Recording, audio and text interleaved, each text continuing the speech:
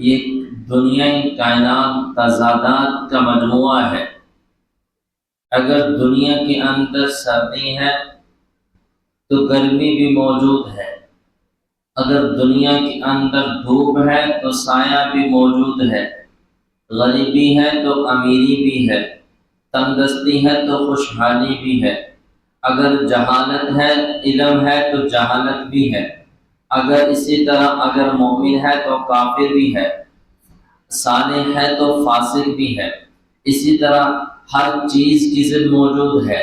اگر ہم اس فلسفے کی حکمت کو سمجھنا چاہیں تو اللہ رب العزت ہمیں یہ بات سمجھانے کے لیے، کیونکہ عربی کا مقولہ ہے تعرف الاشیاء باضدادها، ہر چیز کی حکمت، ہر چیز کی عظمت، رفعت، بلندی، مقام اس وقت تک آدمی کو سمجھ نہیں آتا جب تک کہ اس کے مد مقابل اس کے مخالف کوئی چیز نہ ہو۔ اسی طرح اگر بہار ہوتی خزاں نہ ہوتی تو بہار کی قدر کون کرتا؟ اسی طرح اگر پھول ہوتے کانٹے نہ ہوتے پھولوں کی توقیر کون کرتا؟ غریب عمارت ہوتی غریبی نہ ہوتی تو عمارت کی قدر کون کرتا؟ بھوک پیاس نہ ہوتی تو شکم سیری کی قدر کون کرتا؟ اگر بیماری نہ ہوتی تو صحت کی قدر کون کرتا؟ موت نہ ہوتی تو زندگی کی حفاظت کون کرتا؟ اسی طرح اگر جہالت نہ ہوتی تو علم کے لیے مشقتیں کون برداشت کرتا؟ تو اس سے معلوم ہوا دنیا کائنات کی پشت جہالت سے خالی نہیں رہے گی۔ جب جہالت سے خالی نہیں ہوگی تو اسی لیے علماء حق کا وجود بھی ضروری ہے۔ جب دنیا کے اندر ضلالت و گمراہ کرنے والے لوگ موجود ہوں گے تو علماء حق کا وجود بھی نہایت ضروری ہے۔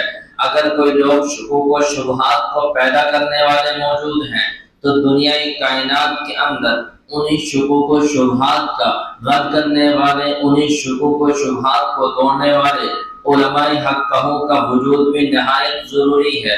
اگر اسی طرح ہارون و فرعون اور قارون کے ورثاء موجود ہیں، ان کے ماننے والے موجود ہیں، ان کے نام لینے والے موجود ہیں، تو اسی طرح پھر صدیقین اور انبیاء کے ورثاء بھی دنیا کے اندر موجود رہیں گے، دنیا کے اندر موجود رہیں گے۔ یہ علماء کا وجود یہ صرف علم کی حد تک ہی نہیں بلکہ علماء کا وجود دنیا کائنات کے بقا کے لیے ضروری ہے۔ اگر علماء نہ ہو تو دنیا ختم، اگر علماء نہ ہو تو دنیا ختم۔ علماء کا وجود دنیا اور آخرت کے لیے نہایت ضروری ہے۔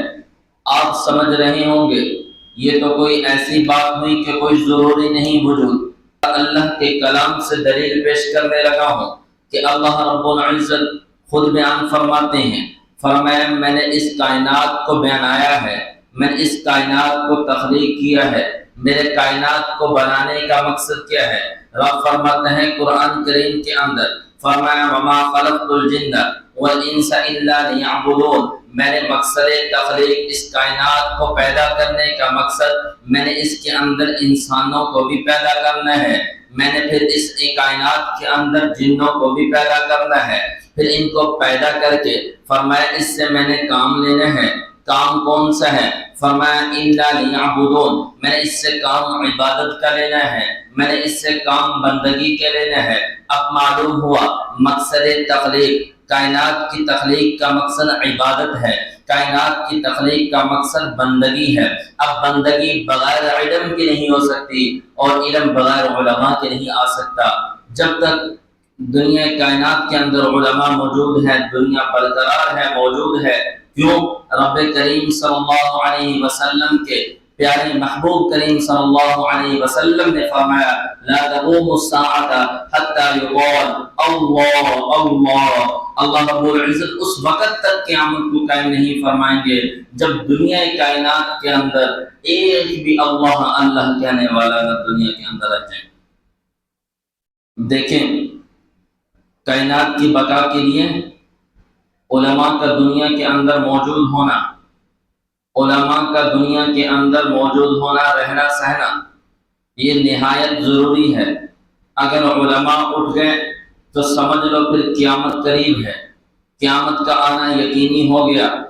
اور یہ قیامت کی نشانیوں میں سے ہے کہ آپ صلی اللہ علیہ وسلم نے فرمایا قیامت کی نشانیوں میں سے ایک یہ بھی ہے کہ اللہ رب العزت قرب قیامت علم کو اٹھا لیں گے۔ علم کیسے اٹھ جائے گا؟ علم ایسے اٹھے گا کہ علماء کو اللہ رب العزت اپنی طرف بلا لیں گے۔